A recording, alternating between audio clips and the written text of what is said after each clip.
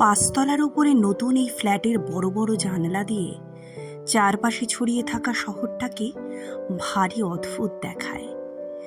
সন্ধে ঘনিয়ে ওঠা অন্ধকারকে অবজ্ঞা করে যখন জ্বলে ওঠে নাগরিক আলো, পাড়ায় পাড়ায়, ঘরে বারান্দায়, তখনই নতুন ব্যালকনিতে দাঁড়িয়ে একটু ঝুঁকে নিচের দিকে চোখ রাখে দীপান্বিতা। তার চোখের সামনে সমস্ত শহরটা যেন দেওয়ালির সন্ধ্যার মতো অজস্র আলোয় ঝিলমিল করে ওঠে, যেন তারা ভর্তি আকাশ নেমে এসেছে ধরাছোঁয়ার মধ্যে। নিজেকে আরো বড়, ক্রমশ বড় করে তুলতে সুমন্ত্র ছুটছে উদয়াস্ত। এক কোম্পানি ছেড়ে আরো বড় কোম্পানি, এক চাকরি থেকে আরো বড় চাকরি, এক পদ থেকে আরো উঁচু পদ।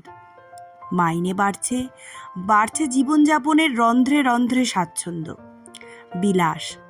চেহারায় দৃষ্টিতে ফুটে উঠছে বৈভবের আলো। গাড়ি থেকে নেমে হাউজিংয়ের ভেতরের সবুজ ঘাসে পা রেখেই সুমন্ত্র উপরে তাকালো।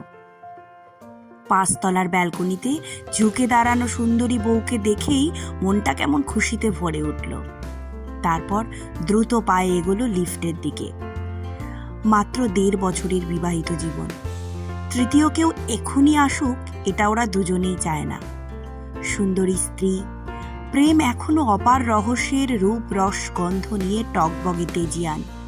ঘরে ঢুকেই সুমন্ত্র দরজা বন্ধ করে, হাতের অ্যাটাচিটা ছুঁড়ে দেয় সোফার উপরে। তারপর দীপান্বিতাকে বেঁধে ফেলে আচমকাই নিজের দুহাতের বেষ্টনীতে। ছাড়ো, কি হচ্ছে? কপট রাগ দেখায় দীপা। হাত বাড়িয়ে ঘরের টিউবলাইট নিভিয়ে দেয় সুমন্ত্র। কতক্ষণ তোমাকে পাইনি বলো তো, ভালো লাগে? আদুরে স্বর সুমন্ত্র। ছাড়ো, খালি অসভ্যতা। ছাড়বো না, আমার দিকে তাকাও, চোখ তোলো। রাস্তার আলো এসে কুণ্ঠিতভাবে ঢুকছে ওদের ঘরে। আলো আধারী সেই নির্জনতায় দীপান্বিতা তার অপূর্ব সুন্দর চোখ দুটি তুলে সুমন্ত্রর দিকে তাকায়। বুকের একেবারে মধ্যিখানে জড়িয়ে নেয় দীপাকে সুমন্ত্র। কি আশ্চর্য তোমার চোখ! যত দেখি ততই কেমন অবাক হয়ে যাই। যাও, খালি বাজে কথা। না গো, এই তোমার বুক ছুঁয়ে বলছি, ওই অসম্ভব চোখ দুটির জন্য আমি মনে মনে পাগল হয়ে যাই। পাগল কোথাকার! পাগলই তো, পাগল তোমার জন্য। খুব হয়েছে, এখন ছাড়ো, চোখ চোখ করে এমন করো না। চোখ নয়, ও হলো নয়ন। তুমি আমার সুনয়না। জানো তো, চোখ হলো মনের আয়না। তোমার চোখের আলোয় আমি যে তোমাকেই পুরো দেখতে পাই। আচ্ছা, এবার তুমি থামবে প্লিজ? এবার ছাড়ো, চায়ের জলটা বসাই। অফিস থেকে এলে সুমন্ত্র সত্যিই দীপান্বিতার প্রেমে পড়েছিল অপরূপ ওই চোখ দুটো দেখেই। সে তখন কলেজ জীবন, প্রথম আধো আলাপ যে দ্রুত লয়ে প্রেমের বিস্তারে গিয়ে সুরে ছন্দে বর্ণময় হয়ে উঠল। তার কেন্দ্রবিন্দুতেও ছিল ওই কাজল কালো হরিণী নয়ন। বিয়ের পরেই সুমন্ত্র ওদের রানাঘাটের ভাঙাচোরা পুরনো বাড়ি ছেড়ে চলে আসে কলকাতায়। কিছুদিন এখানে, কিছুদিন ওখানে ভাড়া ফ্ল্যাটে ওদের জীবন ছুটেছে দ্রুত। পরিশ্রমে, বুদ্ধিতে, যোগাযোগে অল্পদিনেই সুমন্ত্রের হাতে এসেছে যাকে বলে সাফল্যের সোনার চাবি, যে চাবি দিয়ে ও একে একে খুলে ফেলেছে স্বাচ্ছন্দ্যের দরজা, বৈভবের দরজা, নিশ্চিন্ততার দরজা। আর তাই কিছুদিন পরেই ঢাকুরিয়ায় নতুন গড়ে ওঠায় বিলাসবহুল হাউজিংয়ে সুমন্ত্র চৌধুরীর নিজস্ব ঝাঁ চকচকে ফ্ল্যাটও অনায়াসেই ওদের বিবাহিত জীবনে এনে দিয়েছে নতুন সুখ। চা পর্ব শেষ হলে হাত মুখ ধুয়ে এসে সুমন্ত্র আবারও ঘনিষ্ঠ হলো দীপার। আলো নিভল আবার। তখন বিছানায় জ্বলন্ত দুটো শরীর। আদরে আসলে সে সোহাগে ভালোবাসায় উন্মত্ত সন্ধ্যা। সে অধ্যায় অস্ফুট স্বরে আদরে ভিজিয়ে সুমন্ত্র যে কতবার দীপার চোখের স্তুতি করল তা গুণে শেষ করা যাবে না। এক সময় আগুন স্তিমিত হলো, আবার জ্বলল ঘরের আলো। দীপা তখন চলে গেল রান্নাঘরে। নিজেকে একটু গুছিয়ে নিয়ে সুমন্ত্র বসলো তার দামি সোফায়। সাইড টেবিলের ছোট আলোটা জ্বাললো, আর তখনই তার নজরে পড়ল খবরের কাগজের নিচে একটা খাম। হাতে নিয়ে চিনতে পারল হাতের লেখাটি, মায়ের হাতের লেখা সুমন্ত্র ঢাকুরিয়ার ঠিকানা। মার চিঠি এসেছে? বলনি তো? প্রশ্নটা পাঠালো সুমন্ত্র রান্নাঘরের দিকে। বলবো কখন? এসেই যা শুরু করলে, রান্নাঘর থেকে দীপা বলল। তারপর সব চুপচাপ।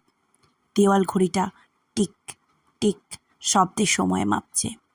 রান্নাঘরে গ্যাস ওভেনে কিছু একটা ভাজার শব্দ। সুমন্ত্র চিঠিটা খুলে ফেলল। মায়ের আঁকা বাঁকা হাতে লেখা। বাবা খোকন, ভালো আছিস তো?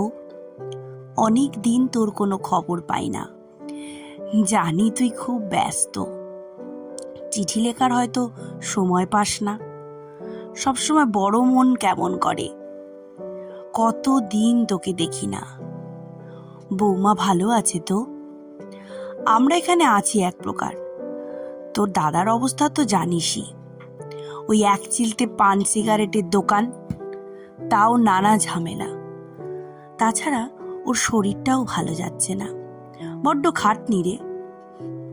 খোকন, তোকে লিখতে লজ্জা করে। তুই গত 3 মাস টাকা পাঠাসনি, হয়তো অফিসের ব্যস্ততায় সময় পাসনি। জানি তো কত বড় চাকরি করিস, তবে বাবা তুই তো বুঝিস তোর দাদার আর কি বায়। তোর টাকা না পেলে সত্যিই বড় অসুবিধে হয় রে। রাগ করিস না খোকন, টাকা চেয়ে তোকে বিরক্ত করতে চাই না, কিন্তু আর কাকে বলবো খোকন। বয়স হয়েছে, শরীরটাও তেমন সুবিধের নয়। পারলে তাড়াতাড়ি টাকা পাঠিয়ে দিস, কেমন? তোরা আমার আশীর্বাদ নিস। ভালো থাকিস, খুব ভালো থাকিস। শরীরের যত্ন নিস বাবা। ইতি আশীর্বাদিকা মা। পুনশ্চ খোকন, চোখে আর ভালো দেখি না রে। পাড়ার অমূল্য ডাক্তার বলেছে দৃষ্টিশক্তি বড় কমে আসছে, ভালো ওষুধ খাওয়ার দরকার। তুই টাকাটা পাঠালে চশমাটাও পাল্টাতে পারবো রে। চোখে না দেখতে পেলে সবসময় বড় অসুবিধে হয়, সব ঝাপসা লাগে। চশমাটা বদলে নেব, নইলে তুই এলে তোর মুখটাও তো ভালো করে দেখতে পাবো না রে। যাই হোক, ভালো থাকিস বাবা। নমস্কার।